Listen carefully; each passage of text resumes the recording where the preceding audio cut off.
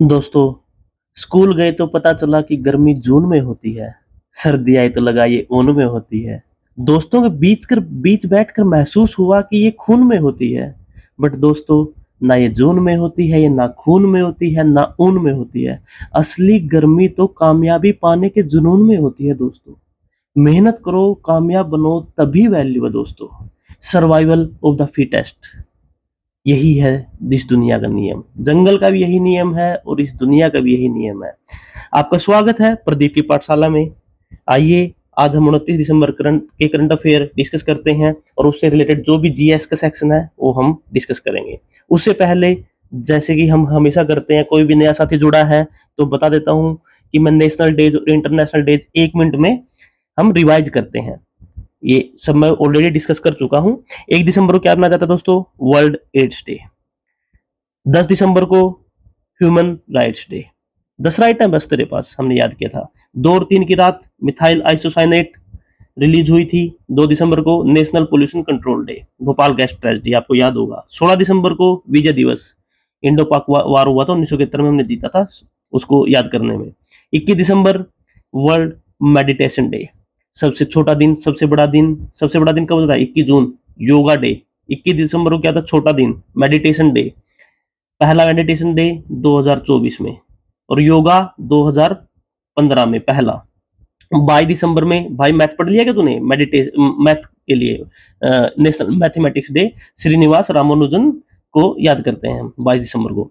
24 दिसंबर को क्या होता है? Consumer day. और 24 दिसंबर को ही क्या होता है? Cyber crime. तो हमें क्या है, 24 दिसंबर को भी मनाया जाता है कंज्यूमर प्रोटेक्शन एक्ट 1986 आया था। कंज्यूमर को अवेयरनेस, जागो ग्राहक जागो, आपने सुना होगा। तो हमें क्या, कैसे याद रखेंगे हम 24 दिसंबर को? कंज्यूमर को बचाओ, कंज्यूमर को बचाना है, साइबर क्राइम से भी बचाना है। तो दोनों 24 दिसंबर को मनाया जाता है। ये है इंटरनेशनल, ये है नेशनल, ठीक है ना? इंपॉर्टेंट है, साइबर क्राइम का बहुत इंपॉर्टेंट है, अभी स्टार्ट हुआ है ये। 25 दिसंबर को क्या था?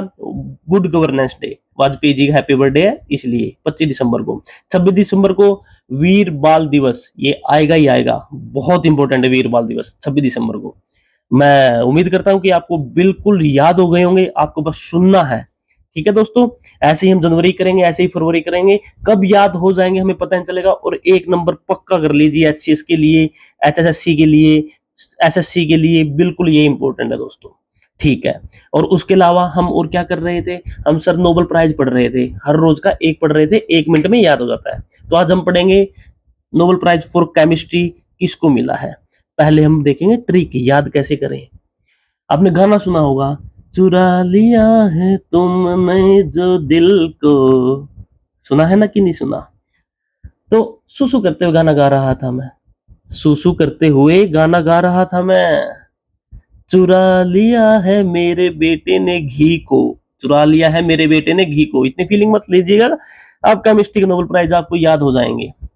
चुरा लिया है मेरे बेटे ने घी को, सुसु करते हुए गाना गा रहा था। सुसु गाना गावा गा, रोब, रोबिंग, रोब तो पता ही होगा ना, चोरी करना बोलते हैं। सन, मेरे बेटे ने चोरी कर लिया है किसको? घी को। चुरा लिया है मेरे बेटे ने, मैं ओ माँ घी को, ओ माँ घी को चुरा लिया है। ठीक है दोस्तों। सुसुमो गीती गीता गावा, सुसुमो गीता गावा, एक बंदा तो ये था, 3 बंदों को मिला है नोबेल प्राइज केमिस्ट्री में। दूसरा कौन सा? Richard Robson, Richard Robson. तो रोब मतलब चोरी करना, मेरे बेटे ने जो चोरी किया, रॉबसन। ओ माँ घी को, ठीक है ना? आप 3-4 बार देखोगे वैसे याद हो जाएगा, और ऑप्शन में दिया मिलेगा, तुरंत लगा दोगे आप केमिस्ट्री के नोबेल प्राइज। मेरे हिसाब से आपको याद हो गया होगा, नहीं याद हुआ तो कल तक हो जाएगा, आप एक बार रिवाइज करोगे तो। फिजिक्स में हमने क्या किया था? एक मार्टिन नाम का लड़का था, उसकी मां उसके लिए प्रे कर रही थी, हे देव मेरे बेटे को, मार्टिन को कलरक लगा दे फिजिक्स वाले डिपार्टमेंट में।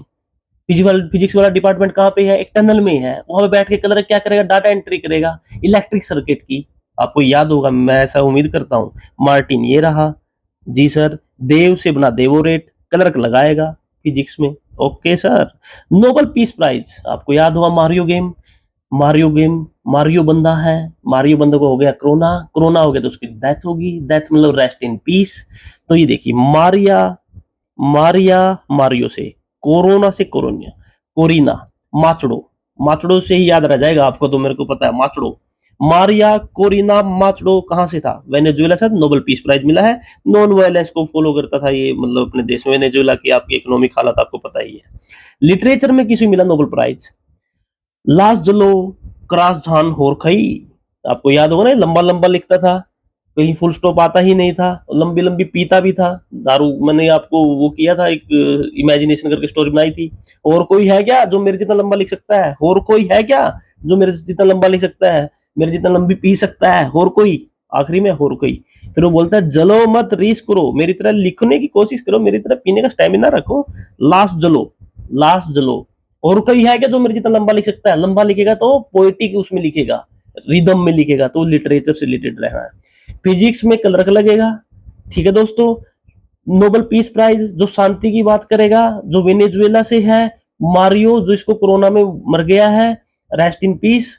और लिटरेचर और कोई है क्या जो लंबा लंबा लिखेगा? और कोई? आखिरी में ये और कोई। आपको ऐसे याद रखना, हो जाएगा धीरे धीरे मेरे साथ। आप बस आइए, वीडियो को सुनिए, आपको ऐसे याद हो जाएगा दोस्तों। Don't worry at all.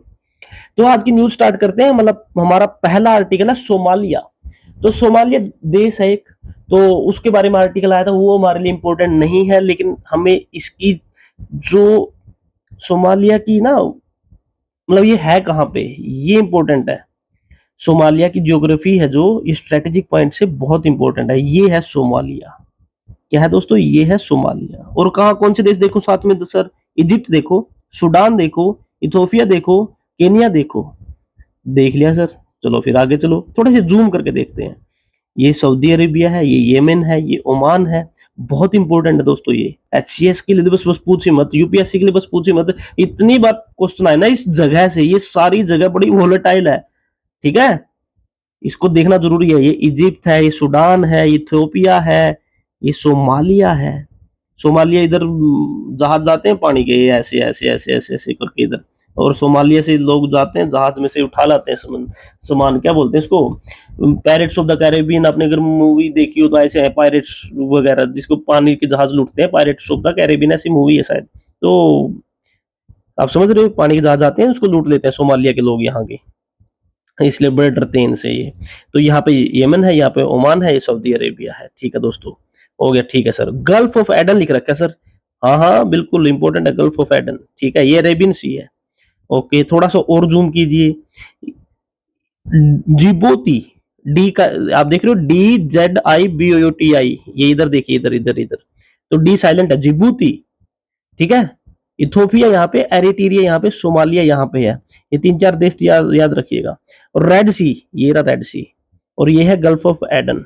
तो जिबूती, एरिट्रिया, इथोपिया, सोमालिया। एक बार मैं मॉक टेस्ट दे रहा था विजन आईएएस का, तो उसमें पूछा लैंड लॉक कौन सा है, उसमें से एक ऑप्शन था इथोपिया। मैंने गलत किया था, तो उस टाइम इतना ध्यान से मैथ पढ़ने की आदत नहीं थी, पता नहीं था। तो इथोपिया लैंडलॉक है दोस्तों। इरिट्रिया का इसका देखो, ये लगता है इधर इधर।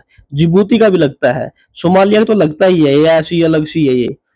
ठीक है ना, देखो सोमालिया का देखो पहले, सबसे पहले इधर थोड़ा सा। सोमालिया देखो ऐसे, ऐसी चोंच सी निकली हुई है बाहर, सब समुद्र है। देखिए इधर इससे लग रही है इसका। इथोपिया लैंडलॉक है। ठीक है ना, लैंडलॉक का मेरे हिसाब से पता ही होगा आपको, लैंडलॉक किसको बोलते हैं, जिसका समुद्र से किनारा ना लगे। ठीक है, तो रेड सी इस साइड है, पर्शियन गल्फ इस साइड है, गल्फ ऑफ ओमान इस साइड है। ये ओमान है ना, ओमान देखो, ये येमन है, ये ओमान है, तो ये ओमान का gulf of Oman, gulf of Oman. ठीक है ना। तो लेकिन सबसे जरूरी है पर्शियन गल्फ।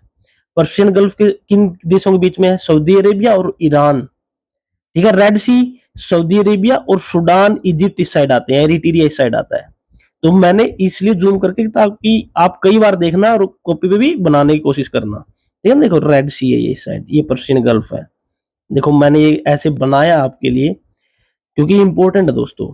रेड सी ये रहा, पर्शियन गल्फ ये रहा, बीच में क्या क्या है? सऊदी अरेबिया, येमन, ओमान, ईरान इस साइड है, ईरान। फिर इस साइड क्या है? Egypt, Eritrea, Djibouti, Somalia. ठीक है दोस्तों, मैं उम्मीद करता हूं कि आपको थोड़ा सा समझ आया होगा इस एरिया को। हॉर्न ऑफ अफ्रीका, आपने सुना होगा हॉर्न ऑफ अफ्रीका, इसको बोलते हैं एरिट्रिया, इथोपिया, सोमालिया, जिबूती, तीन चार देश आते हैं ना। ये देखो इधर, ये क्योंकि ऐसे क्यों बोलते हैं हॉर्न ऑफ अफ्रीका, इसको नाम अलग से क्यों दिया गया है? ये दोस्तों बहुत इंपॉर्टेंट है, बहुत महत्वपूर्ण है इनकी स्ट्रेटेजिक लोकेशन की वजह से।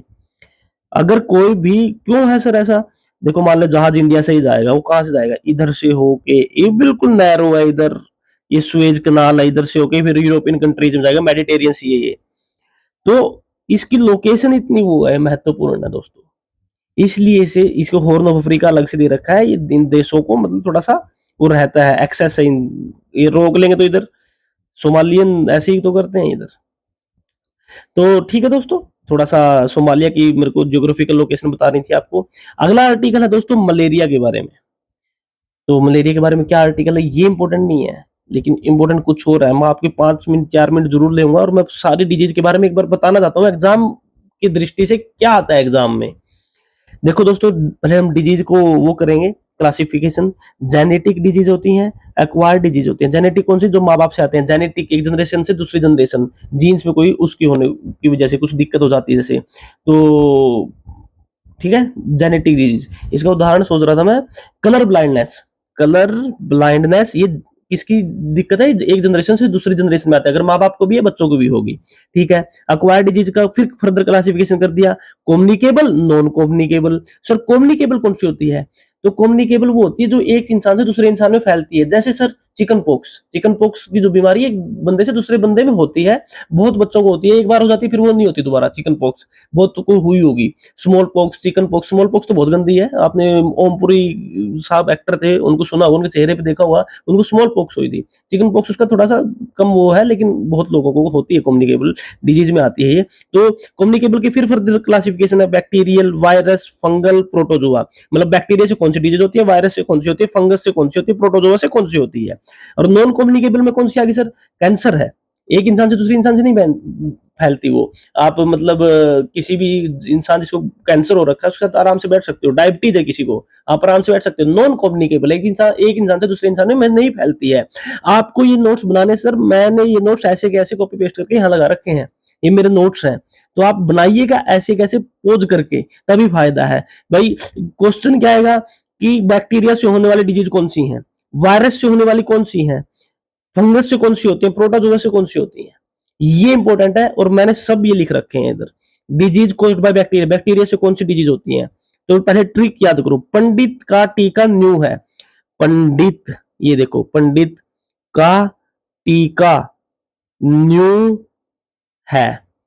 पंडित का टीका न्यू है। पै से क्या बनेगा? प्लेग, डी डिप्थेरिया, तै टाइफाइड, का काली खांसी जिसे हुपिंग को कफ बोलते हैं, टीका टेटनस, टेटनस और टीबी, टी से, का कुष्ठ रोग, लेप्रेसी, न्यू निमोनिया, है हैजा, क्लोरा, कोलेरा।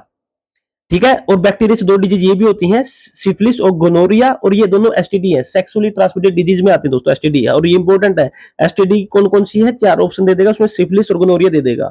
तो देखो दोस्तों, ट्रिक ऐसी ही है, प्लेग, डिप्थीरिया, टाइफाइड, काली खांसी, टेटनस, टीबी, कुष्ठ रोग, निमोनिया, हैजा, सिफिलिस और गोनोरिया। ये आपको एक पेज पे पहले तो लिखनी है, याद धीरे धीरे होंगी। और अपन जैसे हर रोज नोबेल प्राइज करते हैं, 1 तारीख को क्या होता है, 2 तारीख को क्या होता है, वो करते हैं, ऐसे ही इनको कर लेंगे। आप एक बार लिख जरूर लेना। देखिए मेरे को 2 मिनट लगेंगे सारी चीजों को रिपीट करने में, कुछ चीजें डेली रिवाइज करते हैं हम तब भी याद होती हैं। वायरस से कौन सी डिजीज वो होती है सर बताइए, कौन कौन सी डिजीज वायरस से होती है? Dengue, small pox, chicken pox, HIV, polio, hepatitis, rabies, measles, herpes, mumps, Ebola, Nipah, swine flu, bird flu. Dengue तो कई बार पूछा है किससे होती है, ठीक है ना, स्मॉल पॉक्स, चिकन पॉक्स, ऐसे। मैंने मतलब याद कर रखी थी, बॉक्स की पोल खुल गई। बॉक्स मतलब बॉक्स से बना पॉक्स, पॉक्स से चिकन पॉक्स, स्मॉल पॉक्स, पोल से पोलियो। ठीक है, और एच सी क्या 2 डिजीज आती हैं, HIV और हेपेटाइटिस, ये सब वायरस से होती हैं दोस्तों।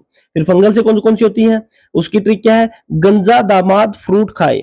गंजा मतलब बोल्डनेस जो होती है वो फंगल से होती है। दामाद, दमा और दाद, दमा और दाद, अस्थमा और रिंगवर्म। फ्रूट, एथलीट फूट, PYQ भी देखो दोस्तों, ये आया हुआ है, एथलीट फूट मतलब फंगल डिजीज है, ये वायरस से होती है, बैक्टीरियल डिजीज है। खाए, खाद, स्कैबीज। तो ये आपको ऐसे के ऐसे याद करना है दोस्तों। अब इसमें कुछ नहीं समझाने वाला, कि बस ये याद रखना है कौन सी डिजीज किस वजह से होती है, पेपर में डायरेक्ट आता है। प्रोटोजोआ कौन सी है? मलेरिया, ये बहुत बार आया है, मलेरिया किससे होती है? प्रोटोजोआ डिजीज है, ये प्रोटोजोनल डिजीज है। डायरिया, पायरिया, कालाजार, एल्फेंटिस, ये सब दोस्तों आपको अपने नोट्स में लिखनी है, कौन सी डिजीज किससे होती है। देखो मैंने बाइफर्केशन करके लगा रखा है, प्रोटोजोनल डिजीज कौन सी है, फंगल कौन सी है, मलेरिया इससे होगी। देखिए या मलेरिया, डायरिया, पायरिया सब प्रोटोजोनल डिजीज है, ठीक है ना। थोड़ा सा ऐसे कुछ याद करनी पड़ती है दोस्तों, ट्रिक बनानी पड़ती है।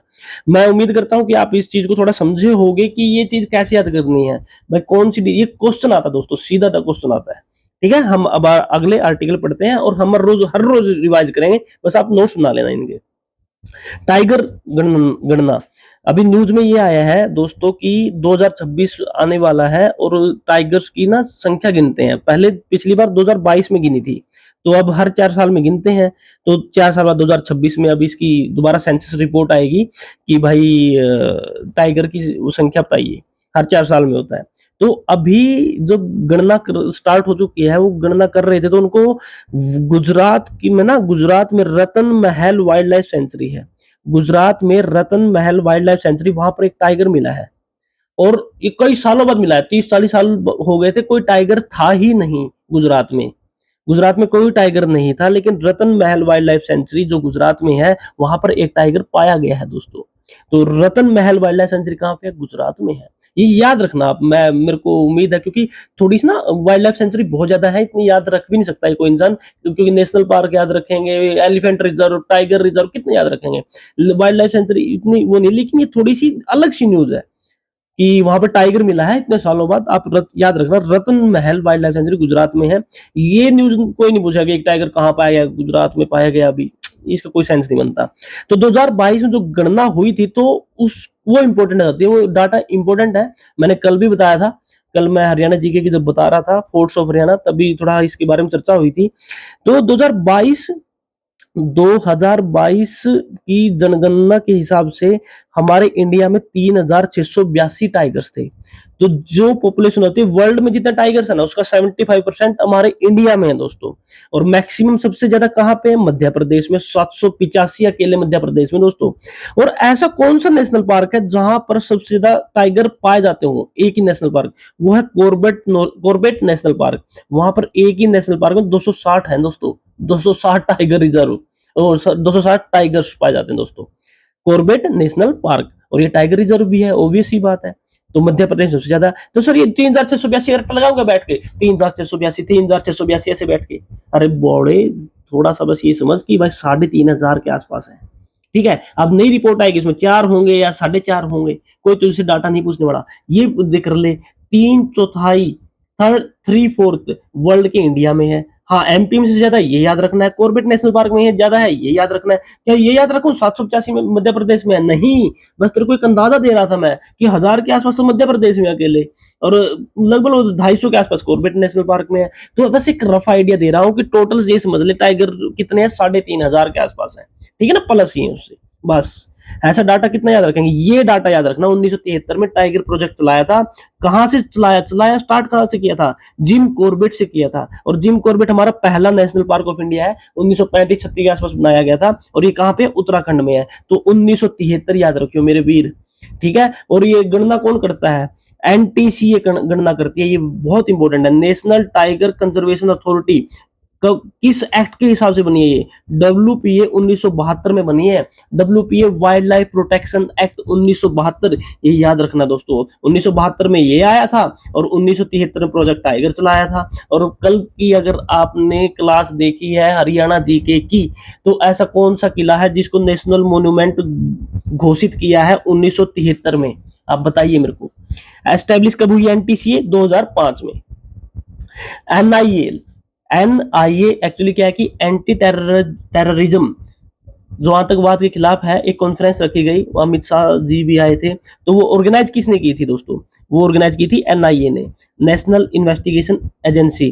तो ये स्टैट्यूटरी बॉडी है और 2008 में एनआईए एक्ट 2008 में इसको बनाया गया है दोस्तों, मिनिस्ट्री ऑफ होम अफेयर के अंडर आती है। और 2008 हमने लिख रखा है, देखो दोस्तों, वो आपको याद होगा मुंबई अटैक हुआ था, कसाब, इसने वो विजुअल्स नहीं देखे हैं, ताज होटल पे जो हुआ था, उसके बाद बनाई गई थी दोस्तों ये 2008 में, एनआईए टेररिज्म से लड़ने के लिए।